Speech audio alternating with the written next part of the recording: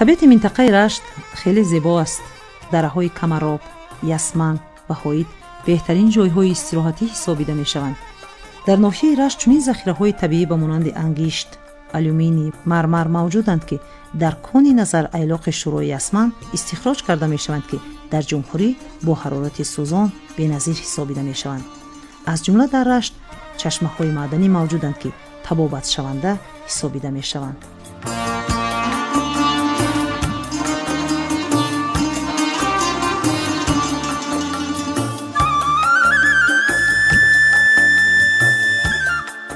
منظره‌های دلفریب، گیاه‌های شفابخش، رود و کل‌های مصفا، مردم مهمان‌نواز و دیگر خصوصیت‌های دره‌های مذکور دقت سیاحان داخلی و خارجی را به خود جلب نموده همه ساله تعداد زیادی آنها به این موضع‌ها سفر می‌نمایند.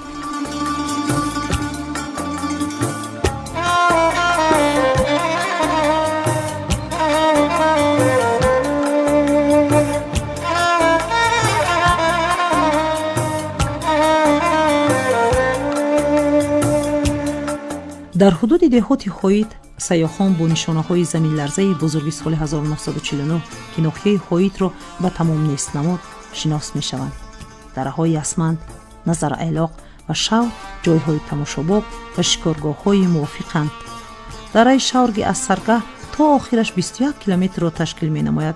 با انواع رستنی و درختان گوناگون میوه‌دهنده و بی‌ثمر از گذشته‌ها میراث مانده آبی سفید که از این موضع می‌گذرد مکان گلماهی زیبای رشت می باشد.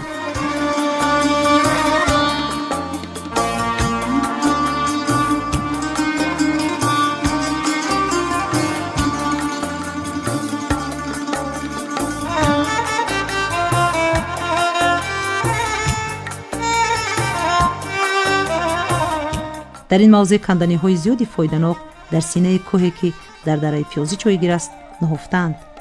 طبق نشانداد متخصصان شماره کندنی‌های فایده‌ناک دره پیازی نکم از 24 نمود می‌باشد.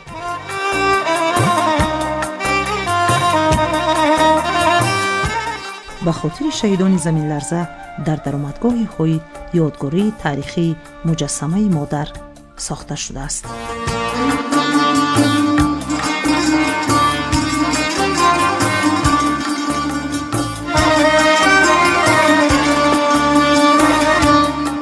طبیعت جماعت هوید بی‌نظیر است. ما به تماشای یک چند کل‌های زیبا که در طبیعت بالاتر هوید جایگیر شده است روانه می‌شویم.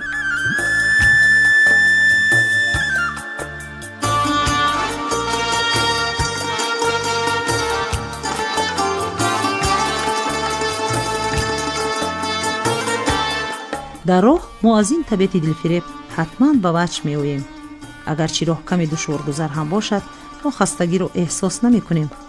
برای گروه ایجادی ما این گونه سفرها در این منظره های دلفریب، کوه و پشته های سنگریز خیلی خاطرمان است. سیاحان نیز همین گونه سفر را میپذیرند. برای سیاحانی که به دلخواه کشور سفر می نمایند آنها ظرفیت های خاصی یک منطقه را مشاهده کردن می خواهند. برای آنها هر چی که طبیعت هدیه نموده است البته جالب است.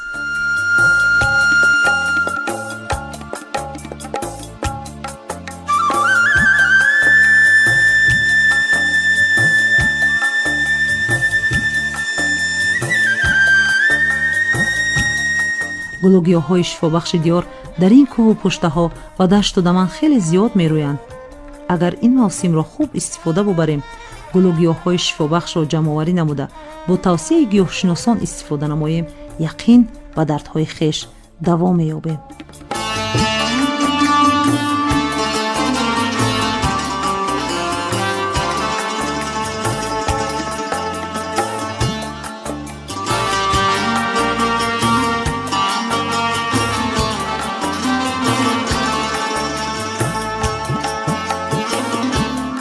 در این موضع ما دو کل رو مشاهده نمودیم. این کل خردتر ادامه همان کل کلان است که ما باید در بالاتر بخوریم. کمی در این موضع اولا نوار برداری می نماییم. چقدر جالب است این آب‌های پاک طبیعی. اطراف کل با منظره‌های دلفریب دقت ما را جلب می نماید. در دامان کوهساران جایگیر شدن کل خیلی هم دلرباست.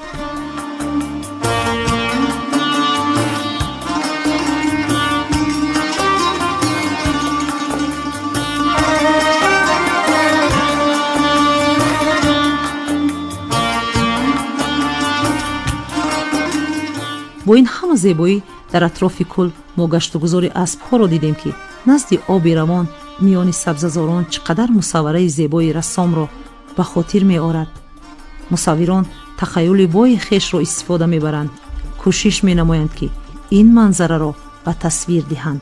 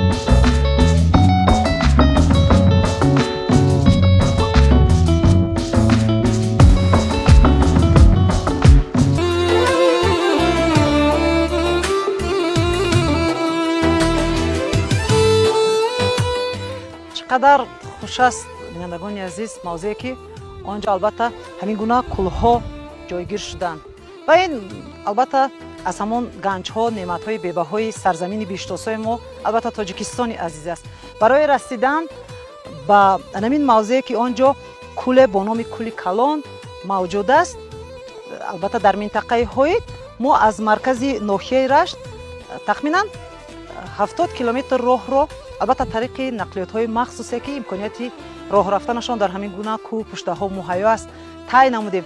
Ва ҳар як нафаре, ки ба ин мавзеъ меояд дар ҳамин фасли зебо, дар ҳамин мавсими зебо, албатта ӯ хушҳол мешавад аз ин манзараҳои зебо, махсусан аз ин обҳои фаровон, аз ин ганҷҳои беназири Тоҷикистони азиз, ки диққати ҳар як сайёҳи дохиливу хориҷиро ба худ ҷалб карда метавонад.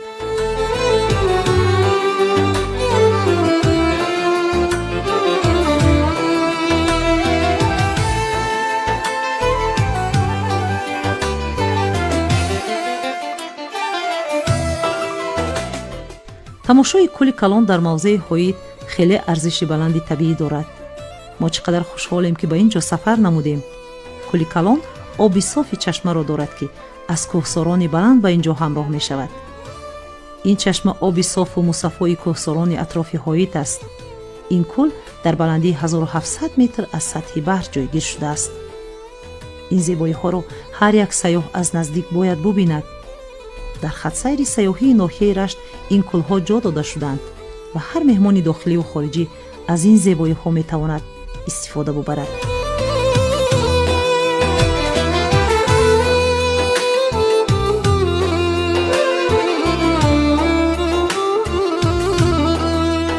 Тоҷикистон дорои беҳтарин табиат аст. ҳар навбате, ки ба сафар мебароем, мо як ҷолибияти минтақаро мушоҳида карда метавонем. агар сафари мо боз ҳам ба он тарафи кӯҳ идома ёбад, онҷо боз ҳам хусусиятҳои ҷадиди ин мавзеъро метавон аз наздик дид. ҳар кӯҳ пуштаи кишвар дорои табиати дилфиребест, ки дар ҳар гӯшаи он як ҷолибияти хос моро интизор аст.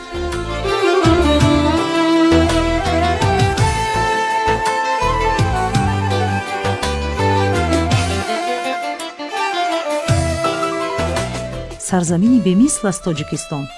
мо ин маъниро дар ҳамин гуна мавзеъҳо метавонем бештар дарк намоем.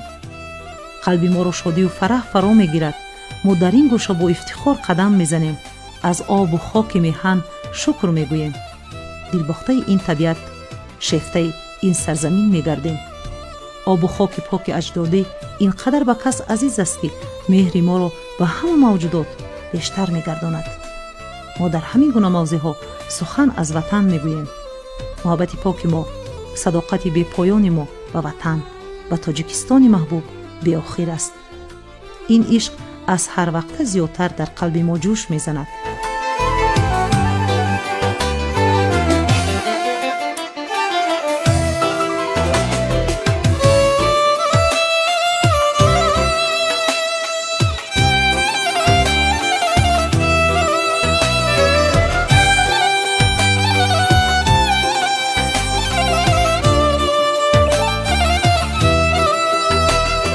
در میهن عزیز عمر ما در آسودگی و شکوفایش با خاطرات نیک سپری می شود. این گنج‌های نادری دیار ما را روح و الهام می بخشند. زندگی را برایمان عزیز و رسالت و مسئولیت ما را باز هم دو چند گردانیده خودشناسی و وطن دوستی را بیشتر می کند.